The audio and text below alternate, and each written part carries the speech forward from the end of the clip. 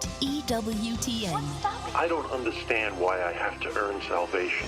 1-833-288-3986. What's stopping? Why do I need to confess my sins to a priest? What's stopping you? This is Called to Communion with Dr. David Anders on the EWTN Global Catholic Radio Network. Hey everybody, welcome again to Call to Communion here on EWTN. This program is just for you if you are a non-Catholic. That's right, we're talking to Methodists, we're talking to evangelical Protestants of all stripes, whatever kind of religion you come from. Maybe you've been thinking about the Catholic faith and you're thinking, well, there's something about the Catholic faith that is attractive to me, but there's this one thing I need to get settled in my head before proceeding. Well, we can help you with that one thing. Here's our phone number, 833-288-EWTN. If you have a question about the Catholic faith, 833-288-3986. Or perhaps you'd like to explain to us what is stopping you from becoming a Catholic. Again, 833-288-EWTN is our number.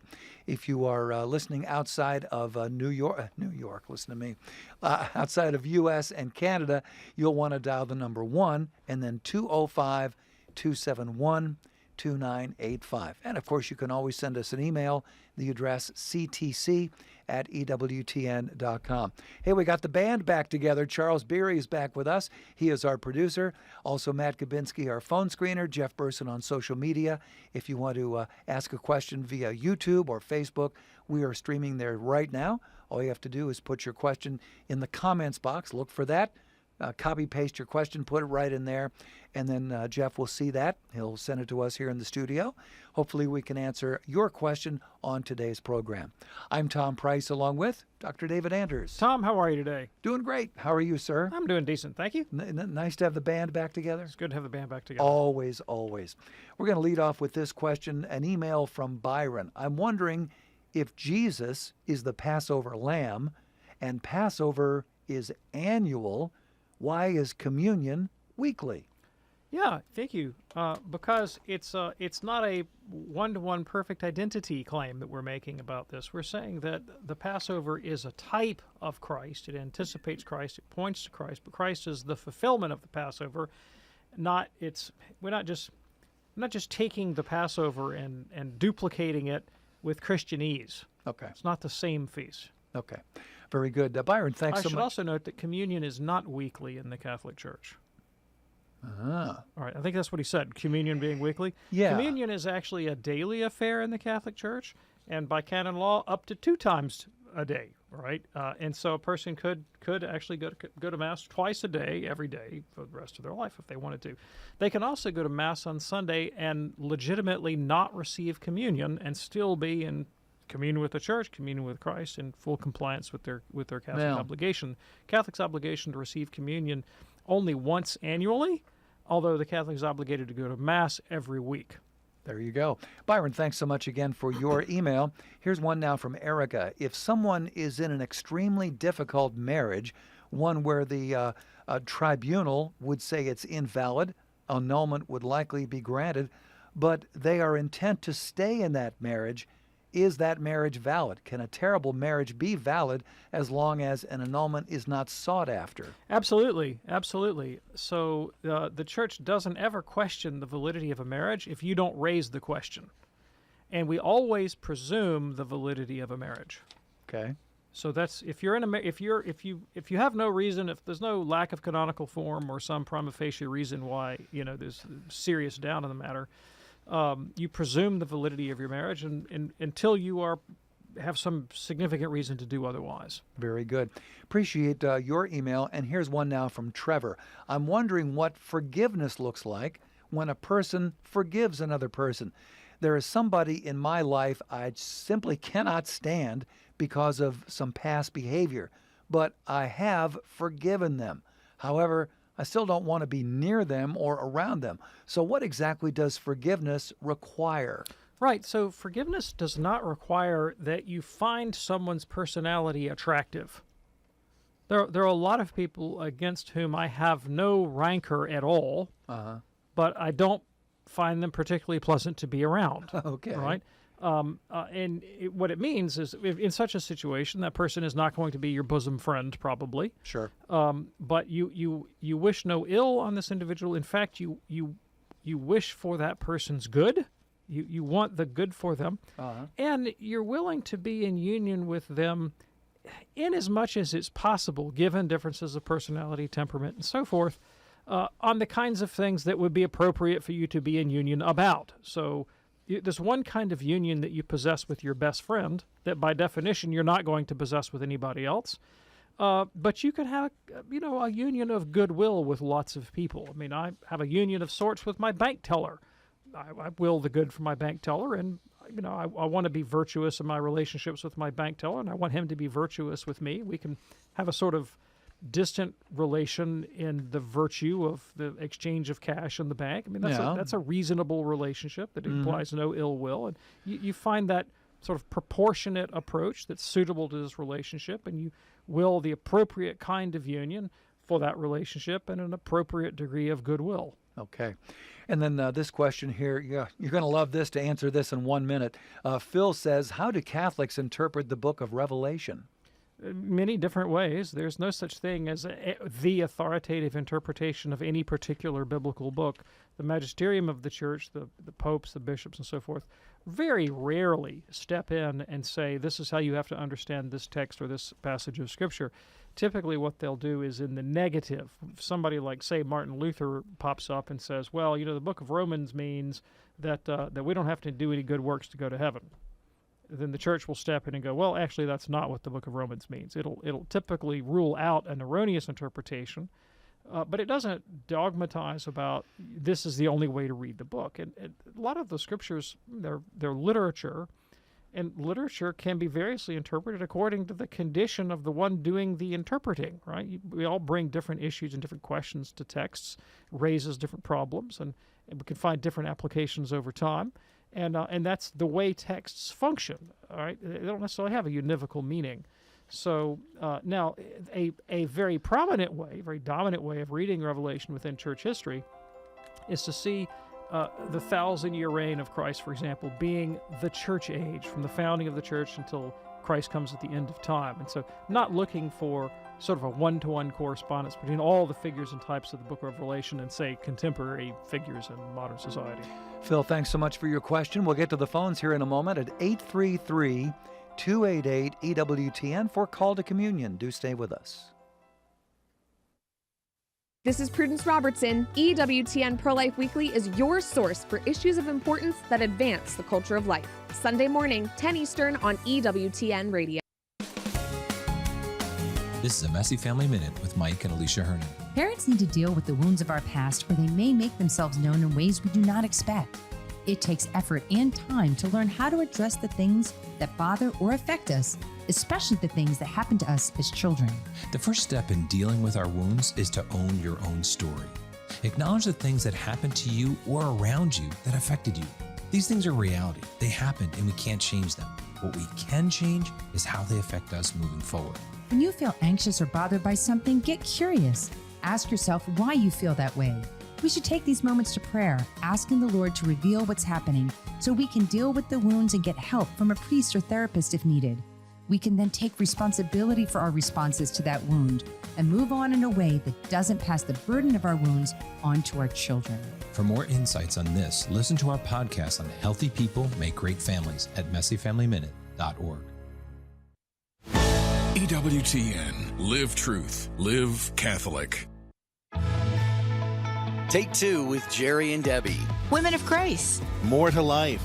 EWTN News in depth. No one does Catholic radio like EWTN.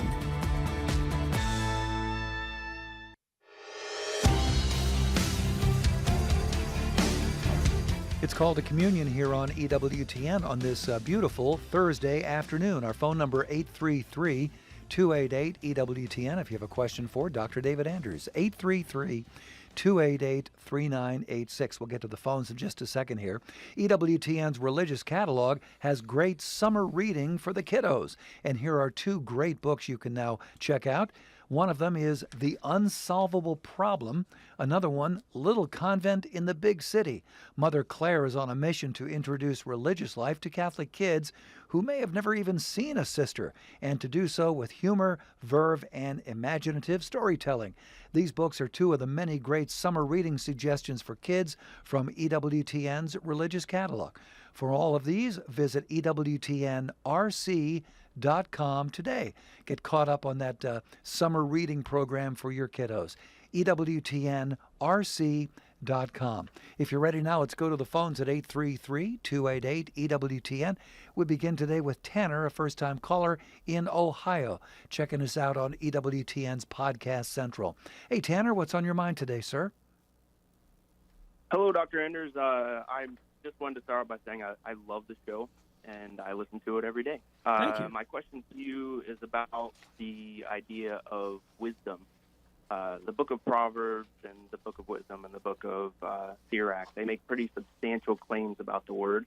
And I just wanted to know if you could define the word for me and tell me how I can, a practical way I can seek it every day. Wow, what a great question. I really enjoy this question. Thank you so much. So I don't know if there's one univocal definition of wisdom. Thinkers across the ages have defined it differently. For my purposes, wisdom might be defined as knowing the right thing to do and having the power to do it, having the ability to do it. So there's an ethical component to wisdom that's essential for actually being able to live a wise life. So I think one way to think about wisdom is, what are the things that count against wisdom? What are the sources of foolishness? What are the things that keep us from knowing the right thing to do or having the ability to do it? And we all have, because of the wounds of original sin, we have sort of inbuilt self-deceptive and self-destructive tendencies that work against wisdom in our own lives and those of our neighbors. The wounds of original sin, the 7 deadly sins, these kinds of things obviously undermine our pursuit of wisdom. There's also something that researchers refer to as the Solomon paradox, because Solomon is purported in Scripture to be the wisest man that ever lived, and that's kind of hard to swallow when you read the narratives about Solomon's life in the historical books of the Old Testament, because for somebody who was allegedly wise, he did some really god-awful stupid stuff that brought ruin on himself and others. So we're operating with a pretty restricted notion of wisdom applied to Solomon's life. But it points to a common human problem, which is that you can have a kind of theoretical knowledge about the right thing to do, as Solomon obviously did, and then not be able practically to apply it in your own case. Okay? It's called the Solomon paradox. Now, the way out of that, and there's research on this actually, part of the way out of that is to recognize the source of the Solomon paradox is the wound of sin that we refer to as malice. Malice doesn't mean being malicious. It means being egocentric, having the egocentric perspective, not being able to get outside of your own head when it comes to your own interests, and be dominated by, say, the passions or the narrowness of your view. And cognitive scientists have looked at all these cognitive biases that we have, like confirmation bias, the tendency to want to confirm what I already think rather than be open to suggestions, be open to new points of view, that sort of thing. So we need to figure out how we can get out of our own heads and take a wider view of the world. So that requires, obviously, the virtue of humility. I've got to be able to detach from these things that I'm so committed to. But also, I think it requires a kind of familiarity and comfort with uncertainty. Dogmatism, meaning not a commitment to Catholic dogma, but rather a sort of narrow perspective where we zone in on one narrow construal of the world, and we're not willing to consider anything outside that worldview or those commitments, obviously blinds us to the possibility of wisdom, because if somebody comes with contrary evidence, we dismiss it out of hand. But anything that gets us out of that egocentric point of view. So how do we do that? Well, you take counsel from wise people. So that's the number one tool for growing in wisdom, I believe, is to spend time with wise people who probably don't think the way you do, and be open to correction and what they have to say. Docility is a characteristic of wisdom, right? It doesn't mean that you're a genius and you know everything, but you're able to take counsel, good counsel, when you hear it. obviously there's a certain kind of worldly wiseness to wisdom, a kind of familiarity with people and culture and social situations that can only come from experience. Reading is a kind of good substitute for that experience. So reading widely in all kinds of literature, fiction actually, good fiction that gets into human drama and psychology has been shown to build empathy and deeper understanding of social situations. And the pursuit of all the virtues, which with, of course, the help of the Catholic faith and the sacraments of the Catholic Church. So wisdom is not easy to acquire. As you know, the Book of Wisdom says we should seek it above all things, and it's a beyond worth, but quite hard to have. But the best way to do it is spend time with wise people. Open your eyes, open your ears, and shut your mouth. Yeah. Tanner, thanks so much for your call. That opens up a line for you right now at 833-288-EWTN. If you have a question for Dr. David Anders, 833-288-3986. Call to communion here on EWTN on this Thursday afternoon. Let's go to Twinsburg, Ohio. We're going to talk with Tom, listening on AM 1260, The Rock. Hey, Tom, what's on your mind today, sir?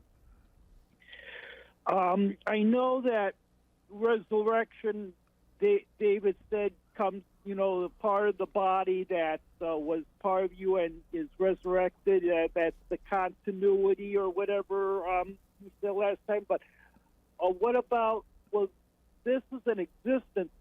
The astronomer Eugene Shoemaker's remains have been transported to the moon, or hypothetical Martian or lunar colonists or something. How are they going to be resurrected in the new Earth? Sure. Thanks. I really appreciate the question. But believe it or not, these kinds of considerations were something that the scholastic theologians spent an awful lot of time on. There's a historian of medieval intellectual history named Carolyn Walker Bynum, who wrote a book a number of years ago. It's a scholarly book. I forgot the title, but it's about the medieval doctrine of resurrection, and she goes into all the speculations about these kinds of hypothetical cases. What if somebody's lost at sea? What if their body's burned to ashes?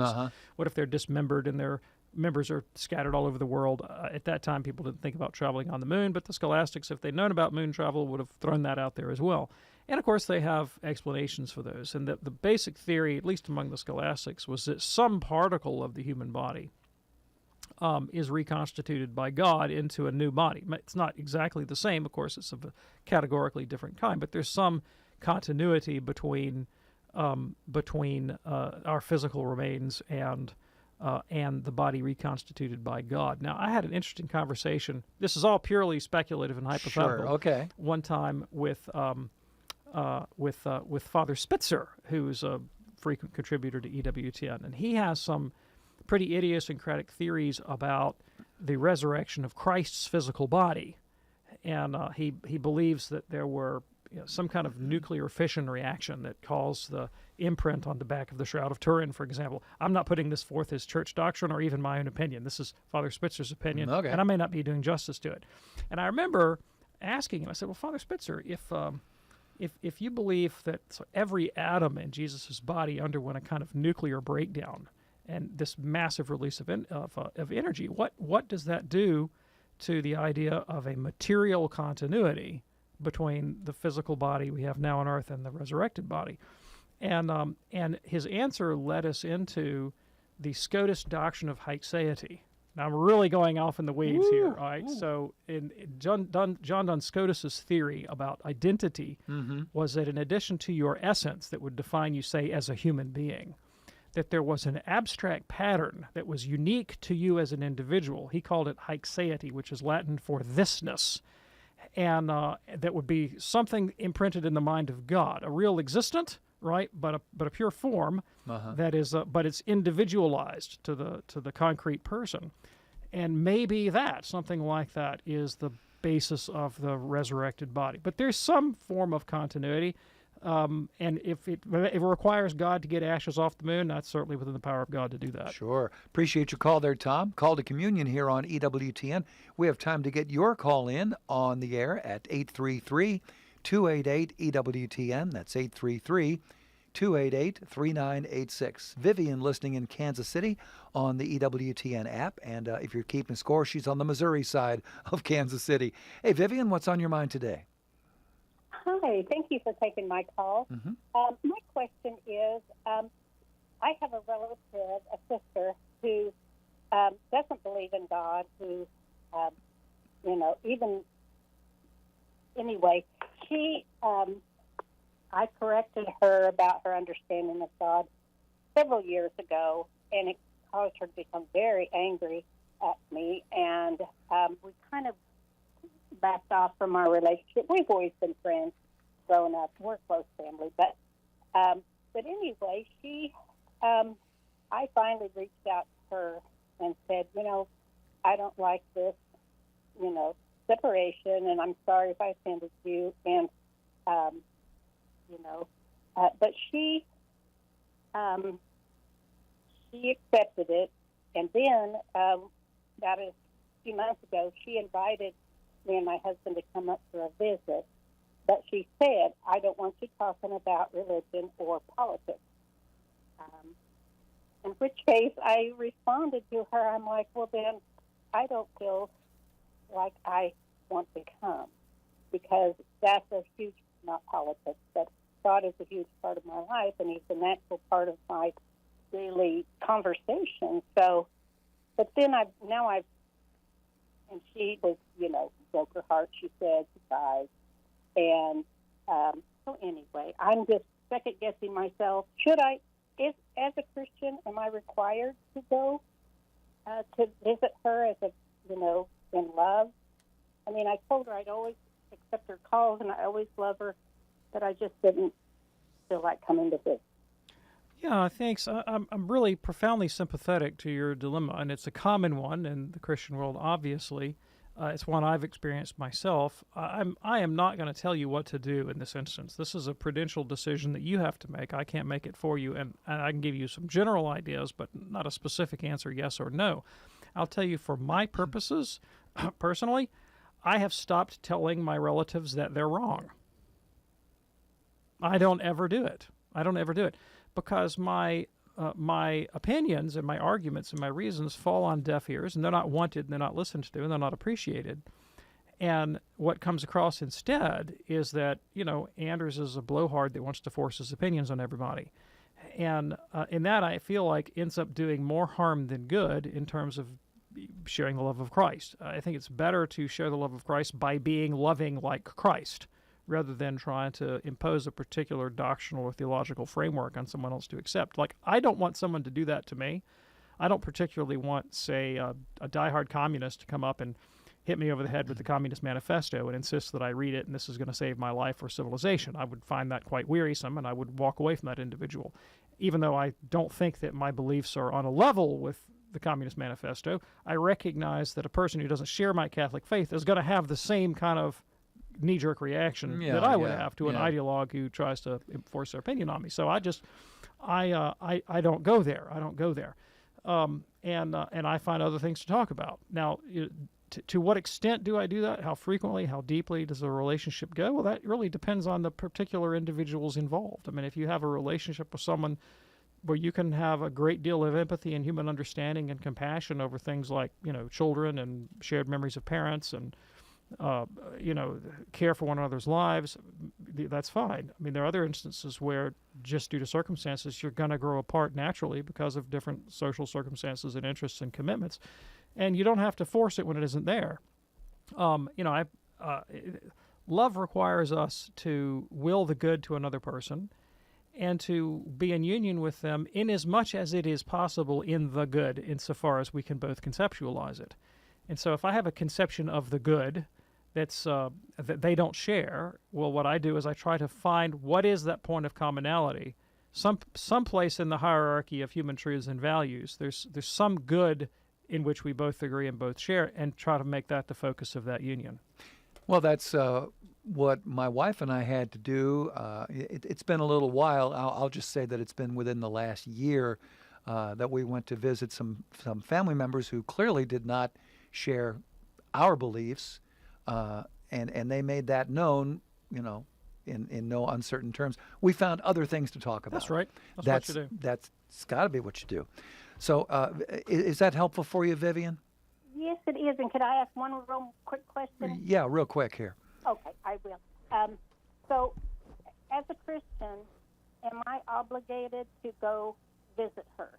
That's what I'm battling with. Am I being unchristlike by saying, no, thank you, I don't want to come and visit, but I love you and I want to visit, stay in touch and that type of thing? But yeah, Vivian, I wish that I could tell you straight up and down what I thought your obligation was here.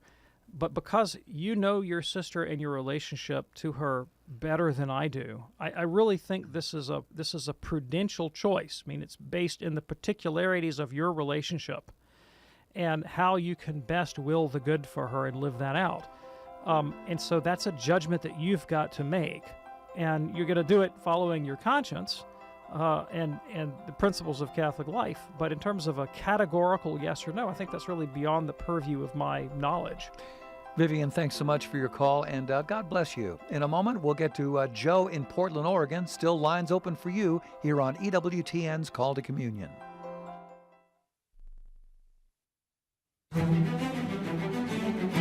Hi, I'm Debbie Georgiani. And I'm Adam Bly from the Spirit World. On Saturday, we will explore the details of the St. Michael Cave in Gargano, Italy. The cave that St. Francis felt unworthy to enter. It has been a pilgrimage site for thousands. We will also talk about the St. Michael stones and so much more. Join us Saturday at 11 a.m. Eastern for the Spirit World on EWTN Radio.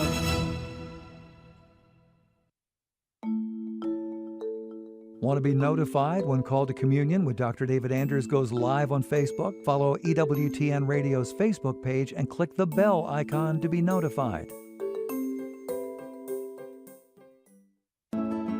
Father Benedict Groeschel. There are legitimate differences of opinion in any religion. There are differences of opinion in Catholicism. But in Catholicism, you expect that people will take the teaching of its supreme authority seriously. To go diametrically opposed to those teachings is to not be a Catholic. Someone in the name of Catholicism is sponsoring the destruction of human life, lives of unborn children. And they got the name Catholic on the door. The highest authority in Catholicism in the encyclical Humanae Vitae, Evangelium Vitae, is absolutely clear that no Catholic can support abortion and that Catholics are responsible to take serious action against legalized abortion. EWTN. Live truth. Live Catholic. Anna Mitchell here. Tomorrow on the Sunrise Morning Show, our legal and political analyst Ken Craycraft will unpack the Supreme Court decision in 303 Creative v. Ellenis. Now back to Call to Communion with Dr. David Anders.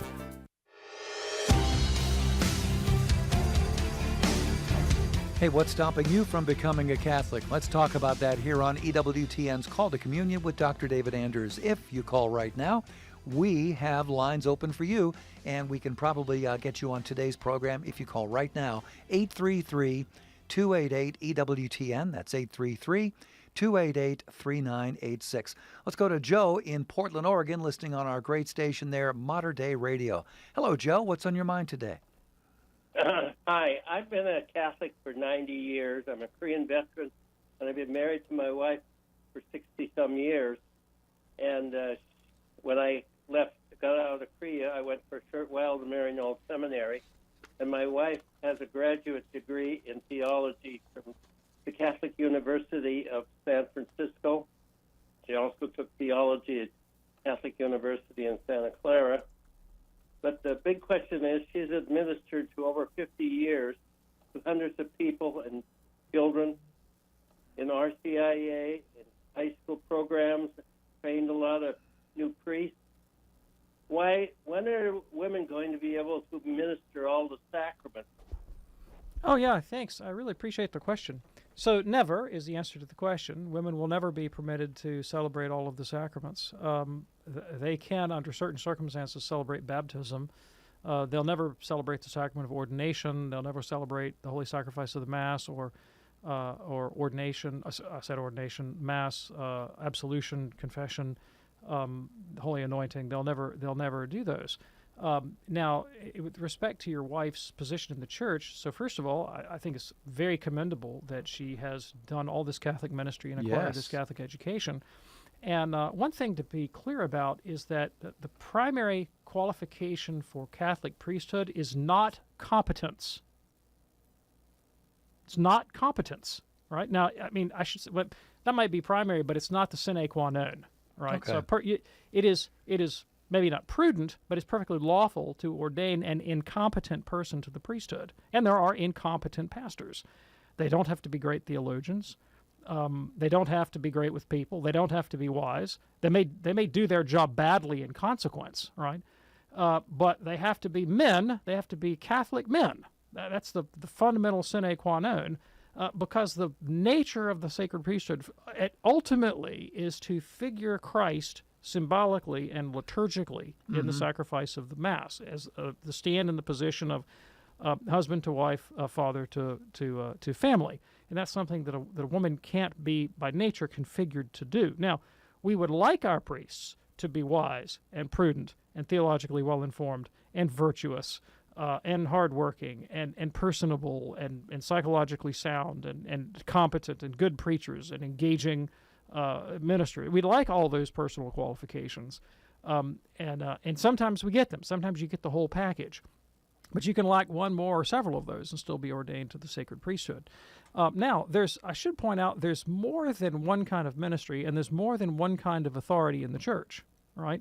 So the priest has an authority over the sacraments. He has an authority over the parish that he administers. But there's a profound difference between authority and power.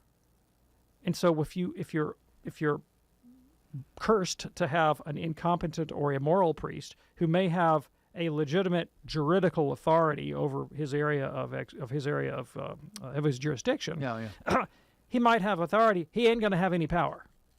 He won't have much in the way of power, and he'll end up not having a congregation. Like, the people will vote with their feet and they'll go someplace else, and I've seen that happen many times. On the contrary, it's possible to have no delegated authority and to have no juridical authority and to have tremendous power in the church. And very often, that's exercised by women. All the time. All right. So my favorite example, of course, is Catherine of Siena, who was just a laywoman, a third-order Dominican, had no juridical authority in the church whatsoever at all, but she had tremendous power. She had moral authority, so much so that she could command popes, and they would do what she said.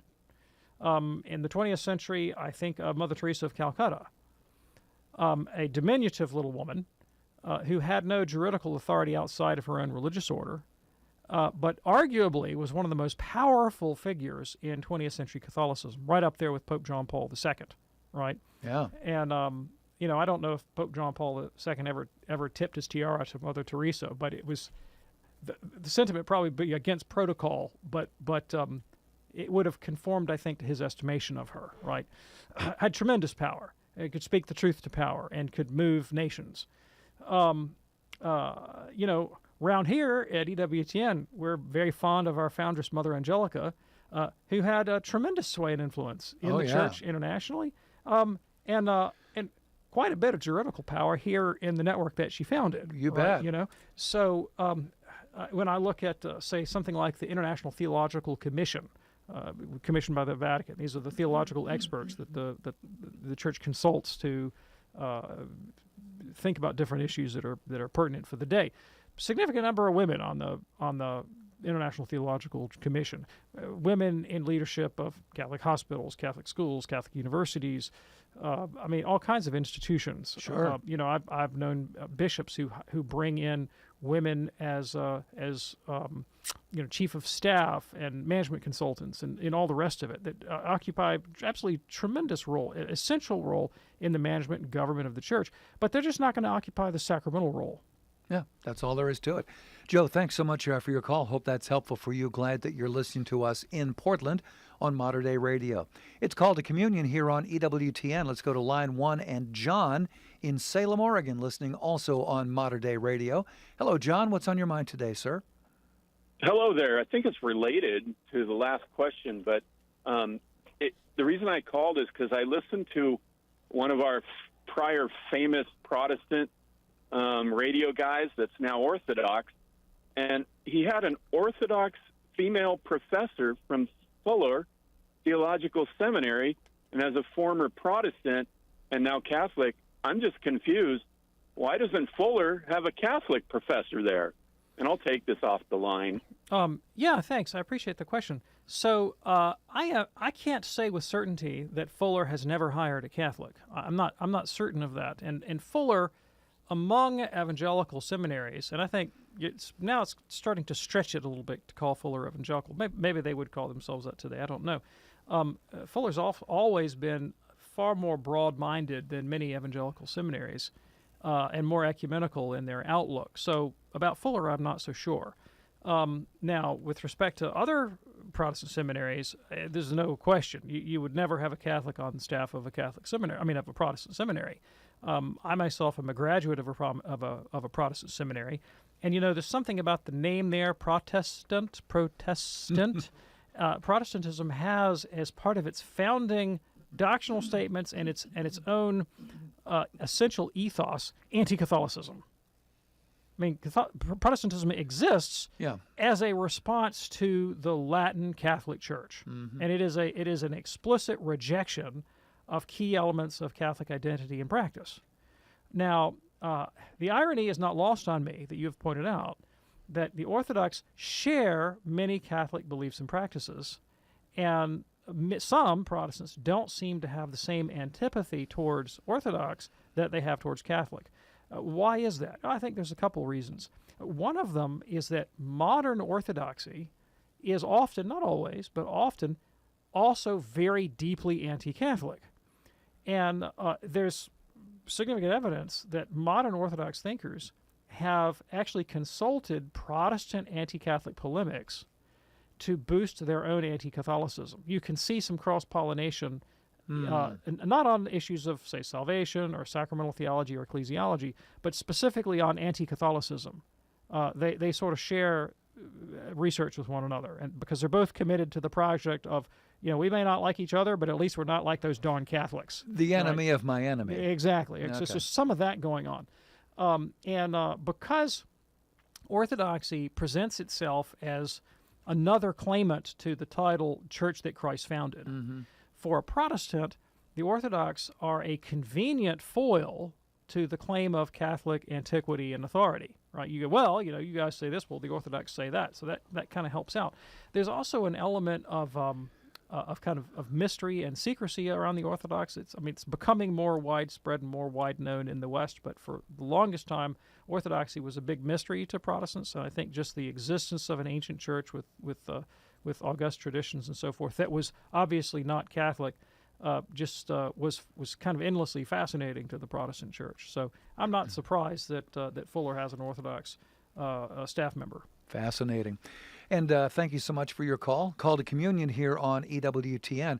Our phone number, if you want to try to get in right now, we can probably squeeze you in. 833-288-EWTN. That's 833-288-3986. Let's go to Dave in Wheeling, West Virginia, listening on the EWTN app. Hey, Dave, what's on your mind today, sir?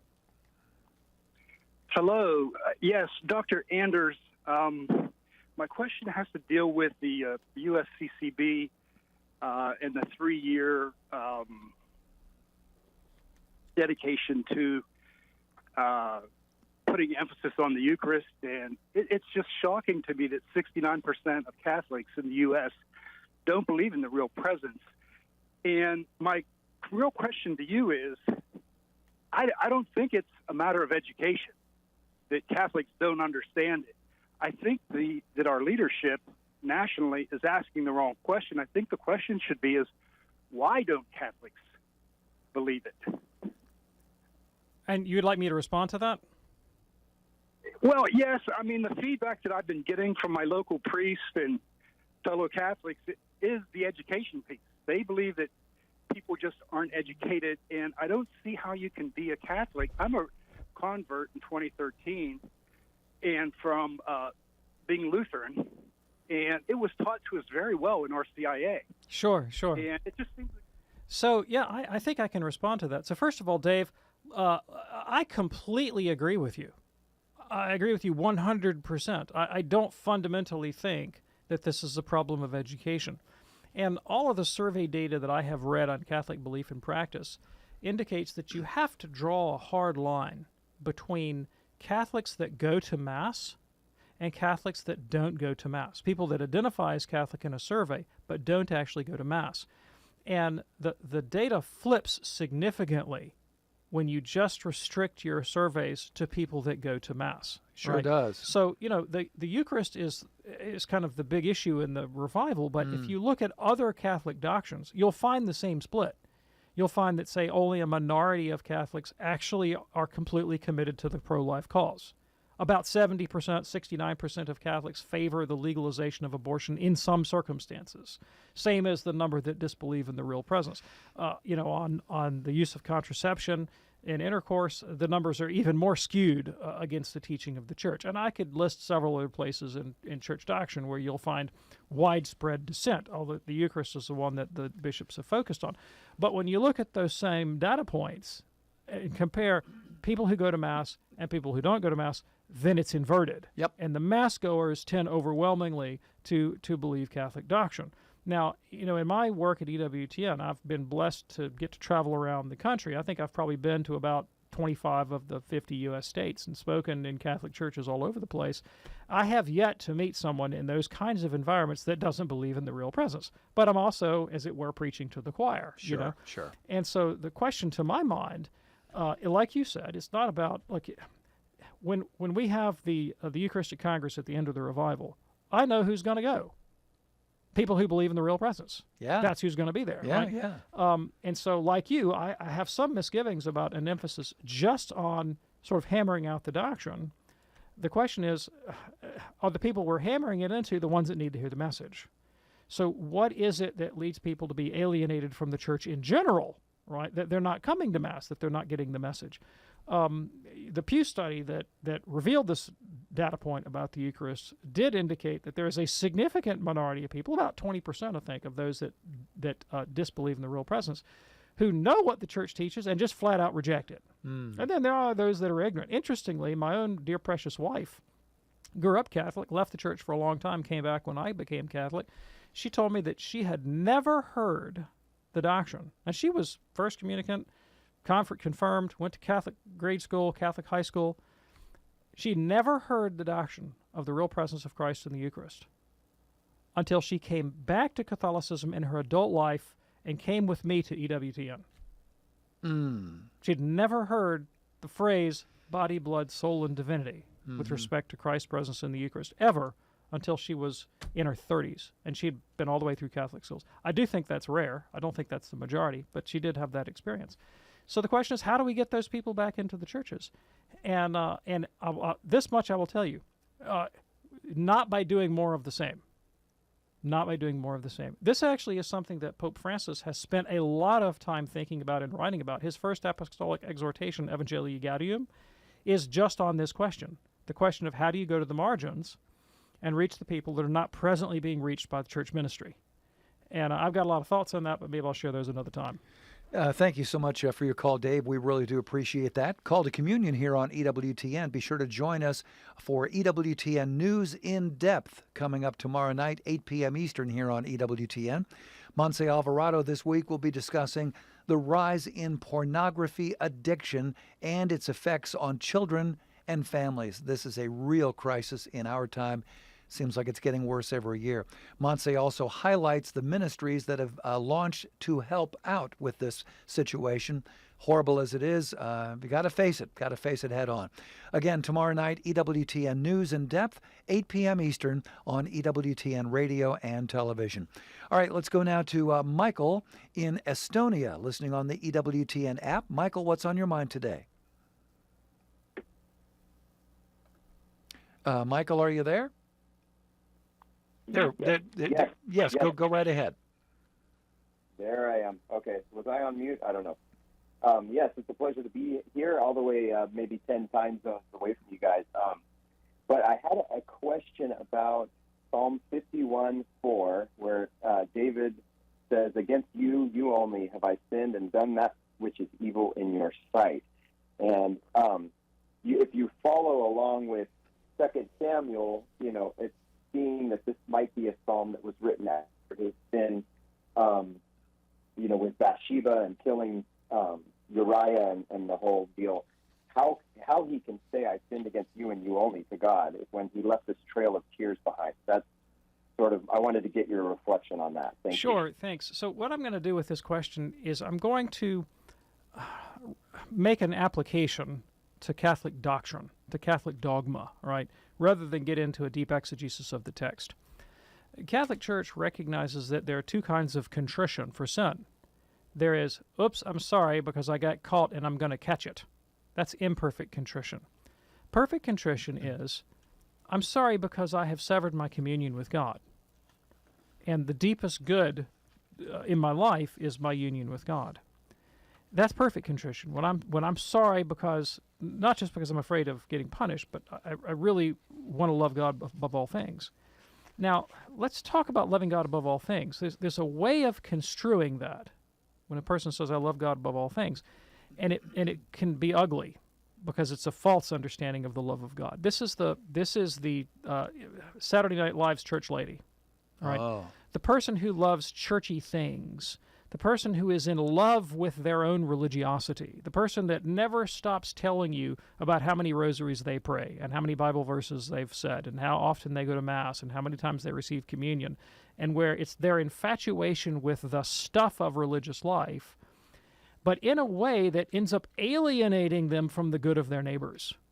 And if you ask that individual, "Do you love God?" "Oh, I love God so much. God's everything to me. God's the world to me. There's nothing in my life but God. All I want to talk about is God, God, God, God, God." And you get the feeling after a while that what that really means is, this is a great vehicle for putting myself forward as a person of importance, and my religiosity has become a tool to manipulate the people around me, or at least to attempt to. And that's not the kind of love of God we're talking about.